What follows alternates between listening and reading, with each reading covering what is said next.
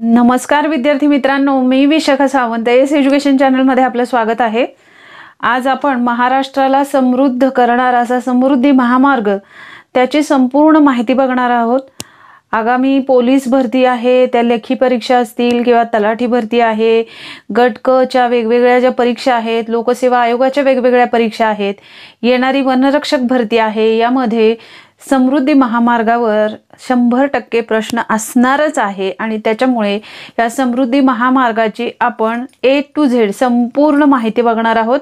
त्याच्यामुळे व्हिडिओ शेवटपर्यंत नक्की पहा।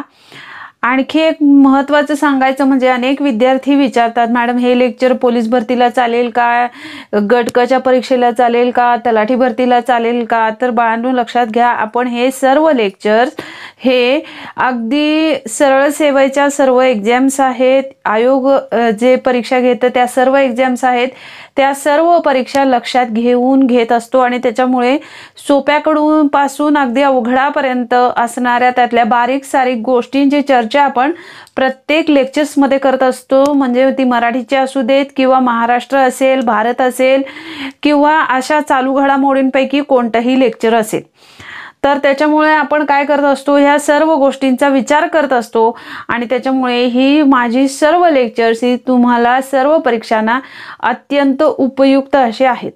आणि जर तुम्ही चॅनलला नवीन असाल तर चॅनलला सबस्क्राइब करा, जेणेकरून चॅनलचे नवीन व्हिडिओचे नोटिफिकेशन्स तुम्हाला मिळत राहतील। आणि व्हिडिओ आवडला तर लाईक आणि शेअर करायला अजिबात विसरायचं नाही। तर आज आपण बघूया समृद्धी महामार्ग। आता हा जो समृद्धी महामार्ग आहे हा 2016-17 पासून या समृद्धी महामार्गाचं कामकाजाविषयीचा विचार होऊ लागला आणि 2017 पासून खऱ्या अर्थाने या समृद्धी महामार्गाचं काम चालू झालं। आता 11 डिसेंबर 2022ला आपले पंतप्रधान नरेंद्र मोदी यांनी या समृद्धी महामार्गाचा पहिला टप्पा जो आहे नागपूर ते शिर्डी, या नागपूर ते शिर्डी या पहिल्या 520 किलोमीटरचा जो पहिला टप्पा आहे त्या पहिल्या टप्प्याचं लोकार्पण त्यांनी केलेलं आहे। ह्या सर्व बातम्या तुम्ही पेपरला वाचल्या असतील, बरोबर आहे। मात्र समृद्धी महामार्गाविषयी तुम्हाला मोठ्या एक्झाम्स असतील, मग MPSC ज्या ऑर्गनाइज करते त्या एक्झाम्स असतील किंवा पोलीस सारख्या एक्झाम्स असतील, तलाठी वनरक्षक भरती असतील, यांसारख्या एक्झाम्सना सुद्धा कशा पद्धतीचे प्रश्न पडू शकतात हेही आपण याचा अभ्यास करताना बघणार आहोत। त्याच्यामुळे व्हिडिओ स्किप न करता शेवटपर्यंत बघायचा आहे, हे लक्षात ठेवा। अगदी बारीक सारीक गोष्टीपासून आपण अति महत्त्वाच्या गोष्टींपर्यंतच्या सर्व गोष्टींची चर्चा या समृद्धी महामार्गाच्या टॉपिकमध्ये करणार आहोत।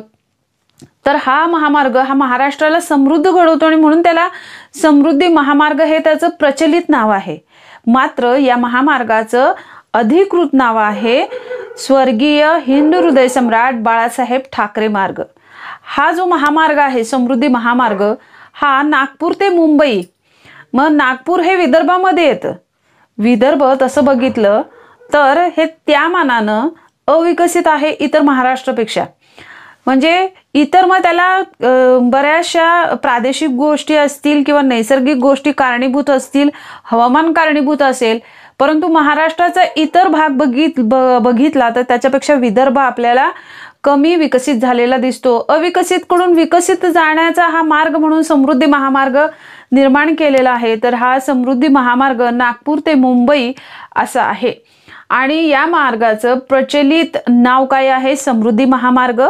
शिवाय खूप स्पीड मेंटेन करणार आहे, वेळ वाचवणारा आहे आणि म्हणूनच या महामार्गाचं नाव आहे कम्युनिकेशन सुपर एक्सप्रेस वे।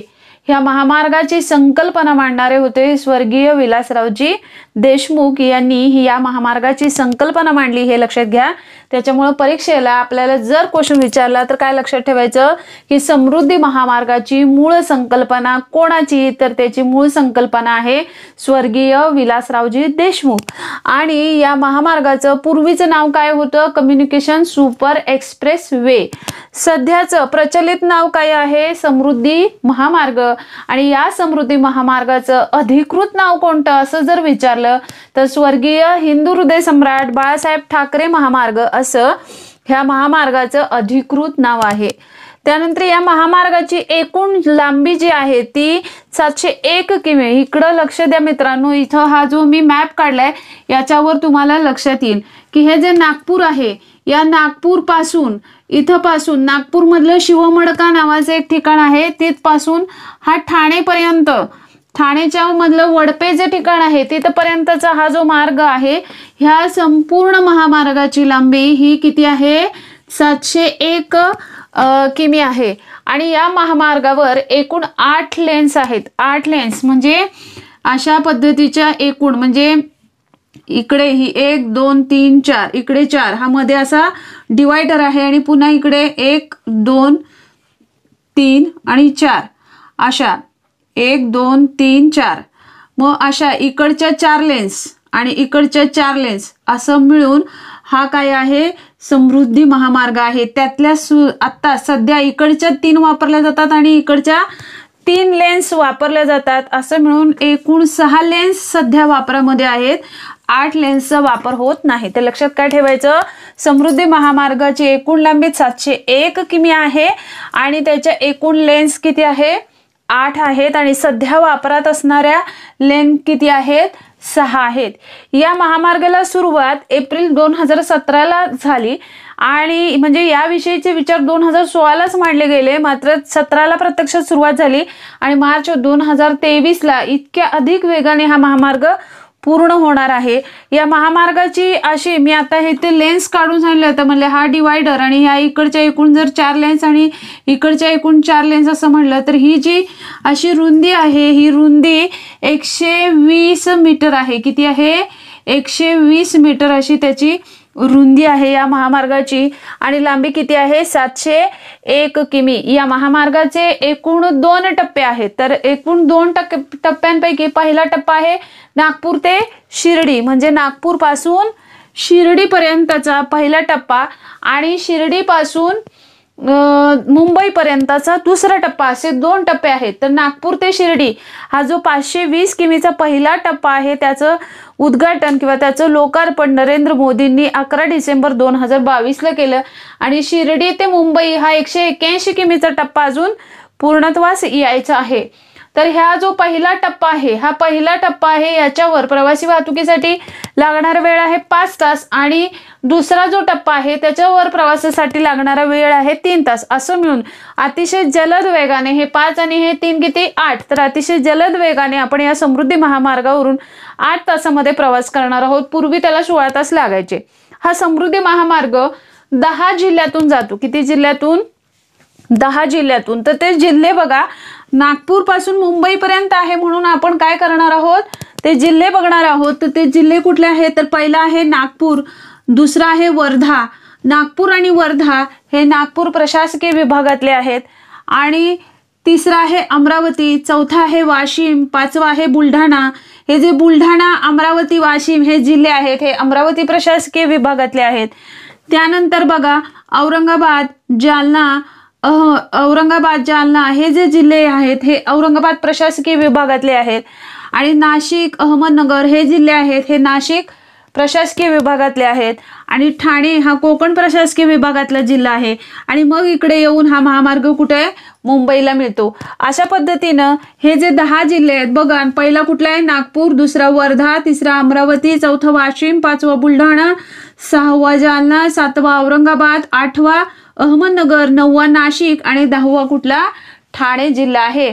तर असं 10 प्रमुख जिल्ह्यातून हा महामार्ग जातो आणि नागपूर मधल्या कुठल्या ठिकाणापासून सुरू होतो? लक्षात काय ठेवायचं?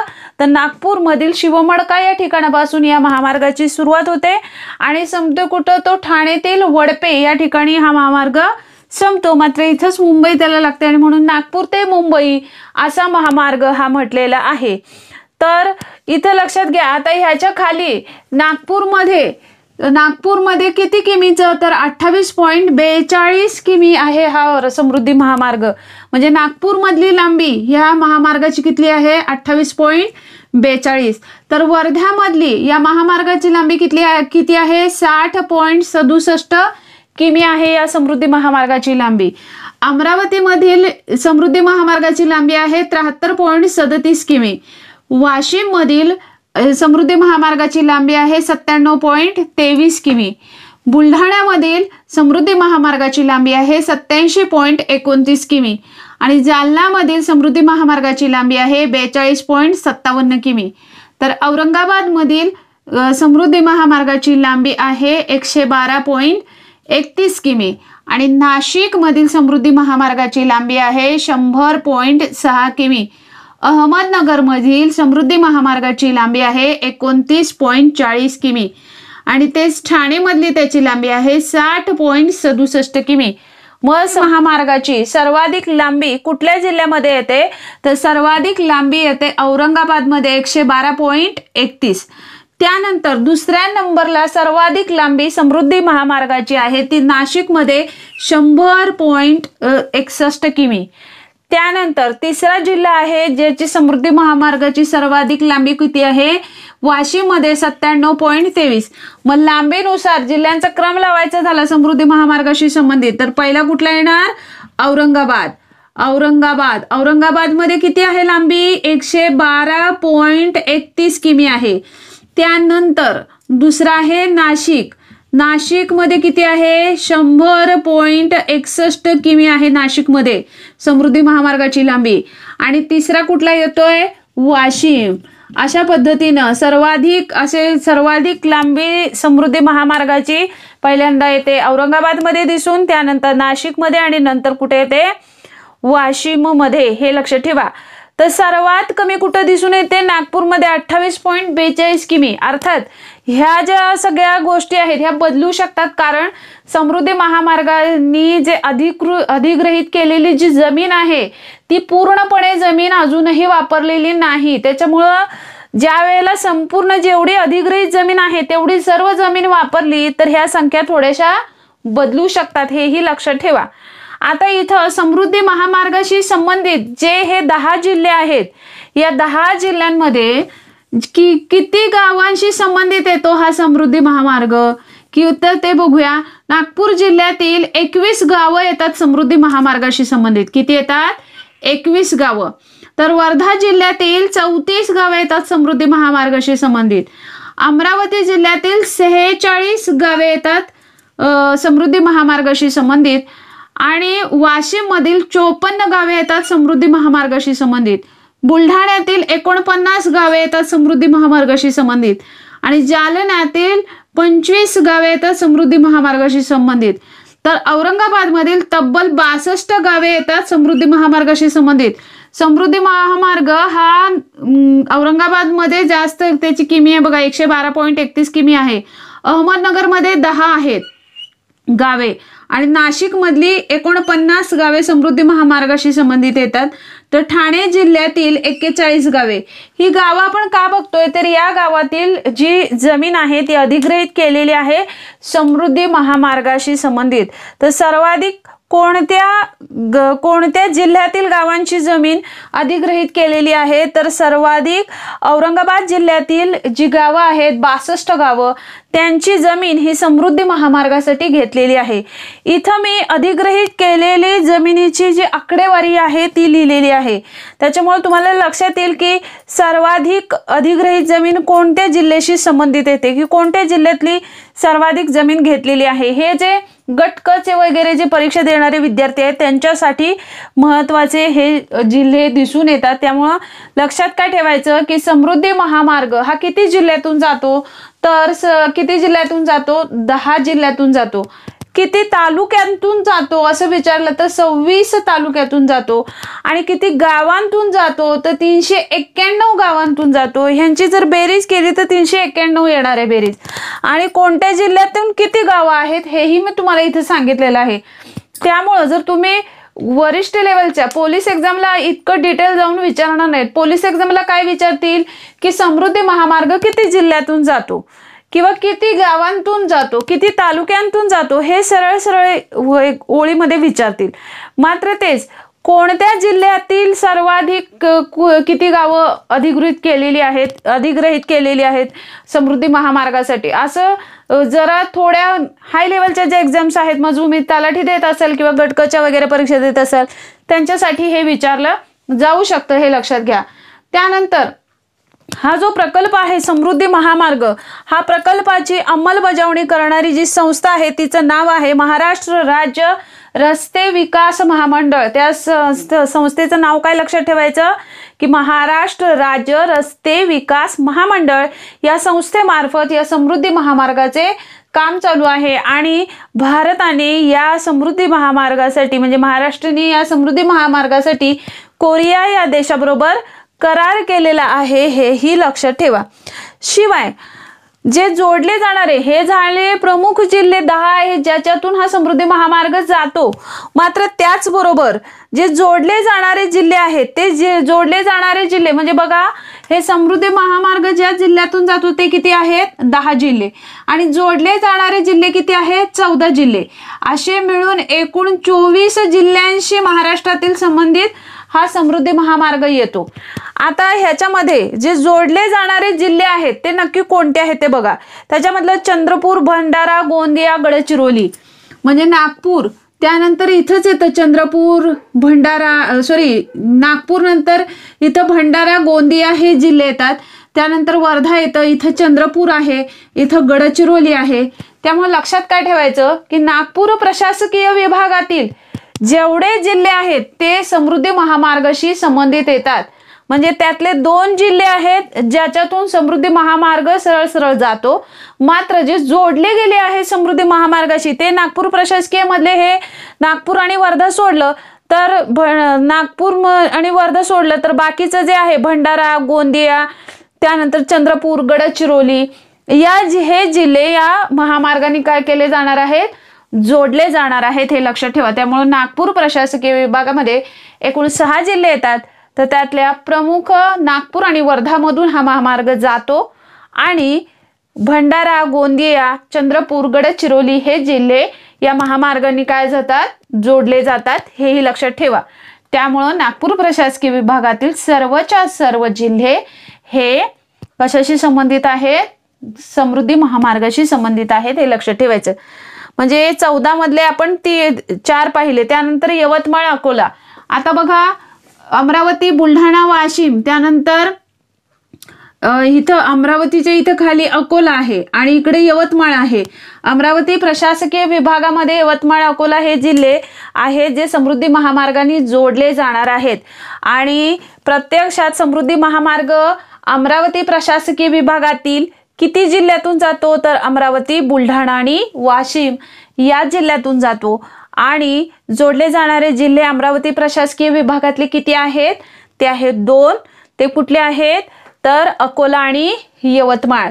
हे जर तुम्हाला प्रशासकीय विभाग वगैरे कळत नसतील तर तुम्ही एकदा माझा महाराष्ट्राचा भूगोल हा व्हिडिओ बघा, म्हणजे त्याच्यामध्ये तुम्हाला हे जिल्ह्यांचं मी जे आता म्हणते ते कदाचित काही विद्यार्थ्यांच्या डोक्यावरून जात असेल तर तुम्ही काय करा त्याच्यासाठी महाराष्ट्राचे प्रशासकीय विभाग आणि प्रादेशिक विभाग हे लक्षात घ्या, म्हणजे तुम्हाला लक्षात येईल।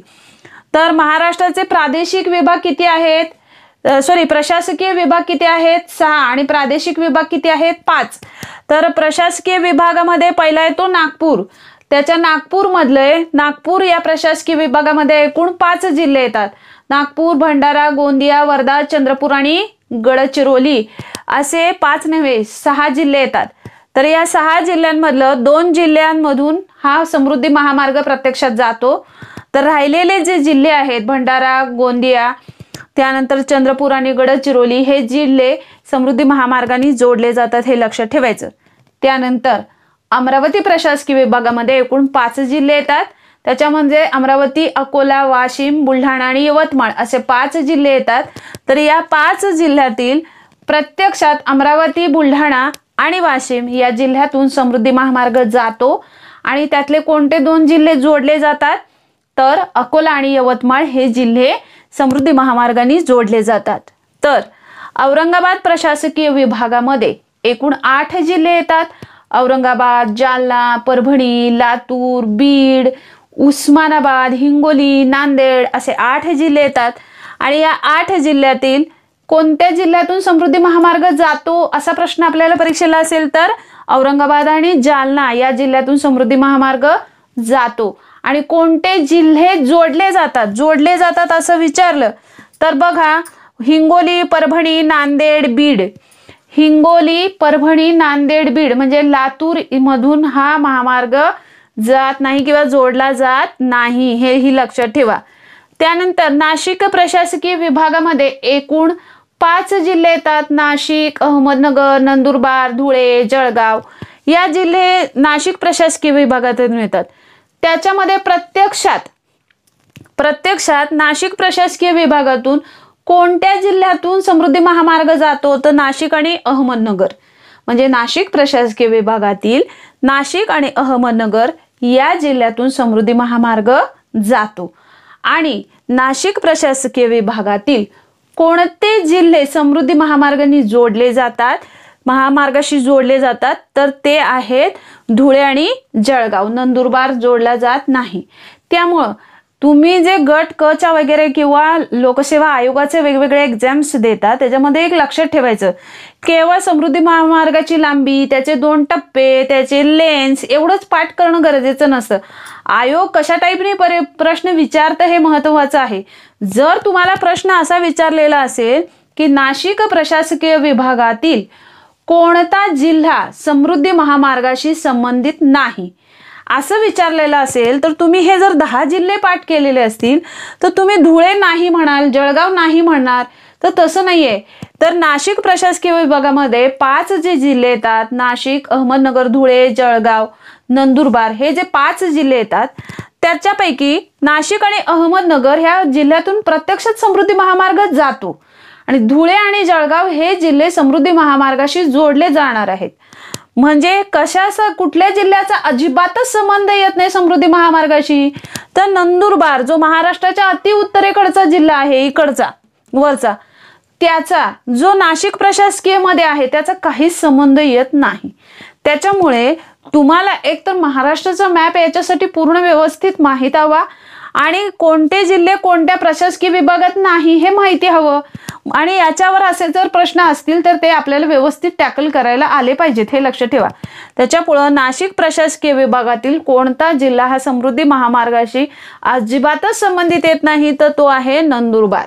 आता बघा ठाणे हा जिल्हा कोकण प्रशासकीय विभागातला येतो आणि कोकण प्रशासकीय विभागामध्ये एकूण 7 जिल्हे येतात. पालघर, ठाणे, रायगड, रत्नागिरी, सिंधुदुर्ग, मुंबई उपनगर, मुंबई शहर असे सगळे जिल्हे येतात. मग त्याच्यामधलं जर तुम्ही बघितलं तर उत्तर कोकण जे आहे, म्हणजे मी इथं काढलेलं नाहीये तसं, तर तुम्हाला लक्षात येईल. तर ह्याच्यामधला हा जो उत्तर कोकण आहे, उत्तर कोकणाशी संबंधित येतो समृद्धी महामार्ग. समृद्धी महामार्ग हा उत्तर कोकणाला व्यापून आहे. म्हणजे काय? तर ठाणेशी रिलेटेड, ठाणेचा जो पश्चिम भाग आहे त्याला लागून लगेच इथं मुंबई लागते आणि त्याच्यामुळे आपण नागपूर ते मुंबई असं म्हणतो, बरोबर आहे. मग आता इथलं हा जो आहे इथला वरचा समृद्धी महामार्गाने समृद्धी महामार्ग प्रत्यक्षात कोणत्या जिल्ह्यातून जातोय? कोकण प्रशासकीय मधल्या, तर ठाणे जिल्ह्यातून जातोय. मात्र याच बरोबर इथला आहे तो पालघर, त्यानंतर ठाणे, इथला आहे तो रायगड. रायगड हा जो जिल्हा आहे हा समृद्धी महामार्गाने जोडला जाणार आहे. मग जोडले कुठले जाणार नाहीत किंवा कुठल्या जिल्ह्यांचा अजिबातच संबंध येत नाही समृद्धी महामार्गाशी? तर ते आहेत रत्नागिरी. इथला आहे रत्नागिरी आणि त्याच्या खालचा आहे सिंधुदुर्ग. म्हणजेच दक्षिण कोकण जर आपण बघितलं, इकडचं खालचं हे जे दक्षिण कोकण आहे, या दक्षिण कोकणाचा समृद्धी महामार्गाशी काहीही संबंध येत नाही. मग जर आपल्याला प्रश्न परीक्षेला विचारलेला असेल, आयोग अशाच टाईपचे क्वेश्चन विचारत असतं, तुम्ही केवळ चालू घडामोडी नुसतं पाठांतर करायच्या मागे लागता, तर त्या समजून घ्या. म्हणजे तुम्हाला कुठलेही चालू घडामोडीचे जीकेचे क्वेश्चन अवघड जाणार नाहीत. तर लक्षात घ्या, जर आपल्याला जिल्हे विचारलेच नाहीत, आयोगाने जर समजा तुम्हाला विचारलं की समृद्धी महामार्ग हा उत्तर कोकणाने व्यापलेला आहे का, योग्य का अयोग्य, तर येस, उत्तर कोकण समृद्धी महामार्गाने व्यापून टाकलेला आहे आणि दक्षिण कोकण हे व्यापलेलं दिसत नाही. कारण दक्षिण कोकणामध्ये 2 जिल्हे येतात, रत्नागिरी आणि सिंधुदुर्ग. त्यांच्याशी समृद्धी महामार्ग संबंध येत नाहीत किंवा हे रत्नागिरी आणि सिंधुदुर्ग हे जिल्हे समृद्धी महामार्गाशी जोडलेही जात नाहीत आणि त्याच्यामुळे दक्षिण कोकण हे समृद्धी महामार्गापासून लांब आहे. त्याचबरोबर मित्रांनो लक्षात घ्या, जर आपल्याला प्रशासकीय विभागानुसार विचारलं तर पुणे प्रशासकीय विभागातून समृद्धी महामार्ग जात नाही. म्हणजे प्रशासकीय विभाग एकूण 6 आहेत. या 6 प्रशासकीय विभाग कोणते आहेत? नागपूर, अमरावती, औरंगाबाद, नाशिक आणि कोकण. तर ह्यातले जे जिल्हे आहेत आपण तिथं ऑलरेडी बघितलेत, त्याच्यामधून समृद्धी महामार्ग जातो. मात्र कोणत्या प्रशासकीय विभागातून समृद्धी महामार्ग जात नाही? तर पुणे. कारण पुणे या प्रशासकीय विभागामध्ये एकूण 5 जिल्हे येतात. पुणे, सातारा, सांगली, कोल्हापूर, सोलापूर हे 5 जिल्हे पुणे प्रशासकीय जे इथं आहेत खाली. मग इथे जातो का हा समृद्धी महामार्ग? नाही. त्याच्यामुळे आपल्याला परीक्षेला हा प्रश्न विचारू शकतात की पुणे खालीलपैकी कोणत्या प्रशासकीय विभागातून समृद्धी महामार्ग जात नाही?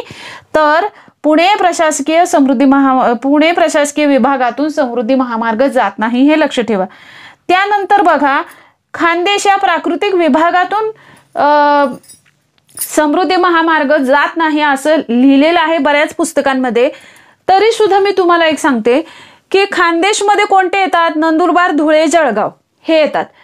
अर्थात प्रत्यक्षात समृद्धी महामार्ग जात नाही. कशामधून? ह्याच्यामधून धुळे जळगाव मधून जातो का? तर नाही जात.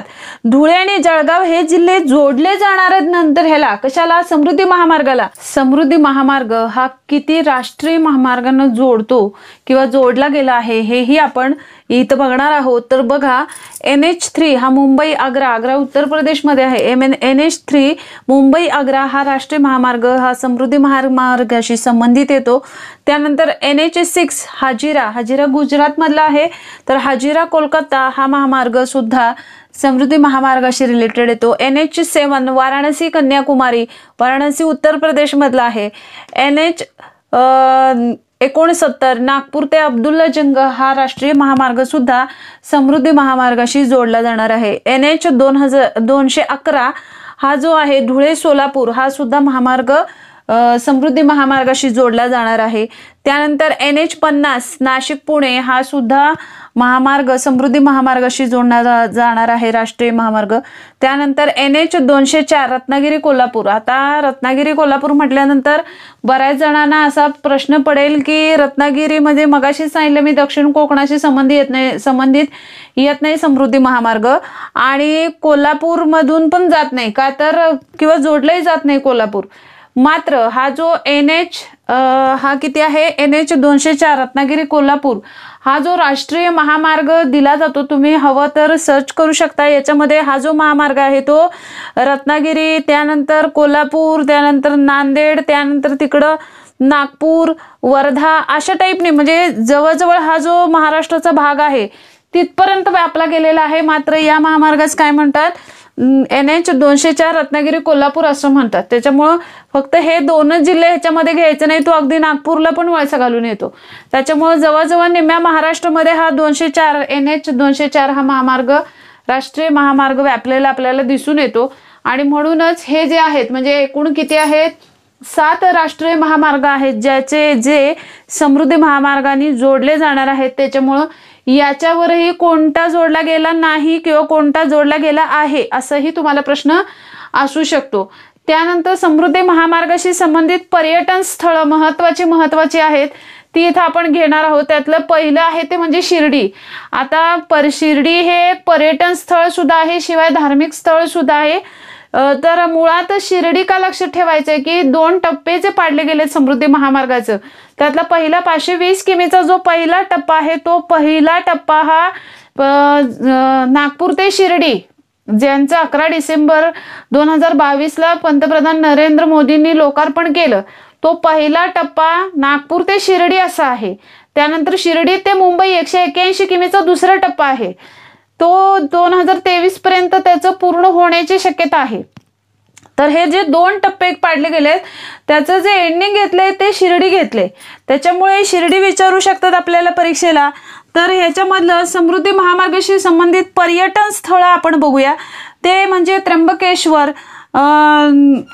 त्र्यंबकेश्वर आहे, दुसरा आहे बीबी का मकबरा जे औरंगाबाद मधला आहे, अजंठ वेरूळ लेणी आहे जी औरंगाबाद मधली आहेत, लोणार सरोवर उल्कापातामुळे निर्माण झालेलं एकमेव सरोवर असं आहे लोणार सरोवर, आणि ते बुलढाण्यामध्ये आहे, तर तुम्ही पोलीस सारखे एक्झाम्स देत असाल तर लोणार सरोवरावर खूप प्रश्न आतापर्यंत आपल्याला परीक्षेला येऊन गेलेत. जसं लोणार सरोवर कोणत्या जिल्ह्यात आहे, उल्कापातामुळे निर्माण झालेले एकमेव सरोवर महाराष्ट्रातील कोणत्या जिल्ह्यामध्ये आहे, वगैरे वगैरे. तर या टाईपचे प्रश्न आता का लोणार पुन्हा प्रकाशात आलं, तर लोणार हे समृद्धी महामार्गाशी त्यामुळे जोडले जाणारे खूप कमी अंतरावर आपल्याला लोणार पाहायला मिळणार आहे आणि त्याच्यामुळं तुमचा प्रवास सुखकर होणार आहे लोणारपर्यंत जाण्याचा. त्यामुळे पर्यटन स्थळं म्हटली तर लक्षात काय ठेवायचं, त्र्यंबकेश्वर, बेबिका मकबरा, अजिंठा वेरूळ लेणी आहेत, लोणार आहे. हे जे महत्वाचे आहेत ती आपण घेणार आहोत, सांगितलेली आहे. त्यानंतर समृद्धी महामार्गाशी संबंधित जे अभयारण्य आहे त्याच्यामधलं तानसा ठाणेमधलं 60 किमी आहे. ताडोबा अंधारी चंद्रपूर मधलं व्याघ्र अभयारण्य त्याच्यामध्ये 124 किमी आहे ते समृद्धी महामार्गापासून. आणि पेंच मध्य प्रदेश मधलं, मध्य प्रदेश हा महाराष्ट्राचं वर उत्तरेकडचं अगदी शेजारचं राज्य आहे. पेंच 95 किमी आहे समृद्धी महामार्गापासून.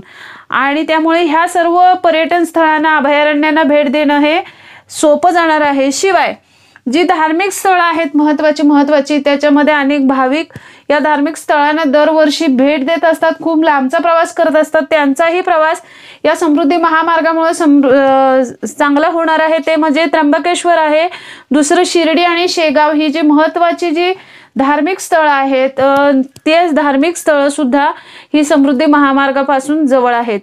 तर लक्षात काय ठेवायचं, ह्या सर्व ठिकाणी तुम्हाला जायचं असेल तर ही जी प्रवासी वाहतूक आहे एकूण म्हणजे हा 701 किमीचा जो समृद्धी महामार्ग आहे नागपूर ते मुंबई हा जो टप्पा आहे त्याला पूर्ण टप्प्याला समृद्धी महामार्ग असं म्हणतात. शिवमडका ते वडपे असा जो समृद्धी महामार्गाचा वे आहे हा संपूर्ण वे वर तुम्ही प्रवासी वाहतुकीसाठी लागणारा एकूण वेळ आहे 8 तास.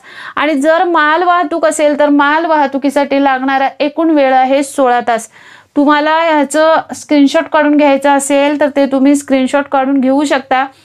मित्रांनो, सर्वाधिक सोप्या भाषेमध्ये आणि जास्तीत जास्त डिटेलमध्ये समृद्धी महामार्गाची माहिती सांगण्याचा मी प्रयत्न केलेले, जेणेकरून तुम्ही लोकसेवा आयोगाच्या वेगवेगळ्या परीक्षा असतील, सरळ सेवा एक्झाम्स असतील, तलाठी असेल, पोलीस भरती असेल, वनरक्षक असेल, या सर्व परीक्षांना यावर कोणताही प्रश्न विचारला तरी तो तुम्हाला आला पाहिजे या दृष्टिकोनातून मी सर्व माहिती तुम्हाला व्यवस्थित सांगितलेली आहे. व्हिडिओ आवडला असेल तर लाईक, शेअर आणि सबस्क्राईब करायला विसरू नका. धन्यवाद.